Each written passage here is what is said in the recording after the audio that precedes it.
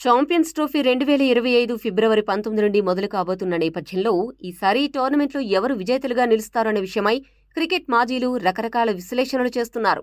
ఇందులో భాగంగా పాకిస్తాన్ దిగ్గజ బౌలర్ షోయబ్ అఖ్తర్ కూడా కొన్ని ఆసక్తికర వ్యాఖ్యలు చేశాడు. ఏ జట్లు సెమీఫైనల్కి అలానే ఫైనల్కి వెళ్లబోతున్నాయనేది అంచనా వేశాడు. షోయబ్ అఖ్తర్ మాట్లాడుతూ ఏమన్నాడంటే, ఈసారి అందరి అంచనాలను తలకిందులు చేస్తూ 3 ఆసియా దేశాలు సెమీఫైనల్ చేరతాయని జోస్యం చెప్పాడు.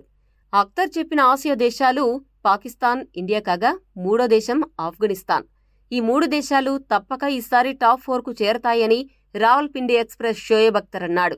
అదే సమయంలో వన్డే వరల్డ్ కప్ 2023 విజేత ఆస్ట్రేలియా జట్టు సెమీస్కి చేరుతుంది అని మెజారిటీ విశ్లేషకులు అభిప్రాయపడుతుంటే, అఖ్తర్ మాత్రం ఈసారి ఆసీస్ జట్టు సెమీస్కి కూడా చేరదు అని చెప్పడం గమనార్హం.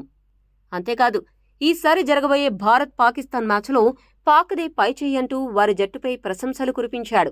ఫిబ్రవరి 23న ఇరు జట్ల మధ్య జరగబోయే మ్యాచ్లో పాకిస్తాన్ జట్టు టీమిండియాను ఓడిస్తుందని ఆశిస్తున్నట్లు పేర్కొన్నాడు.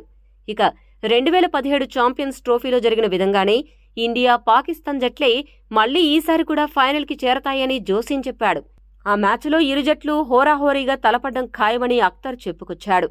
అయితే పాకిస్తాన్ జట్టు ఛాంపియన్స్ ట్రోఫీలో తనకి ఎందుకు ఫేవరెట్గా నిలిచిందో కూడా చెప్పుకొచ్చాడు.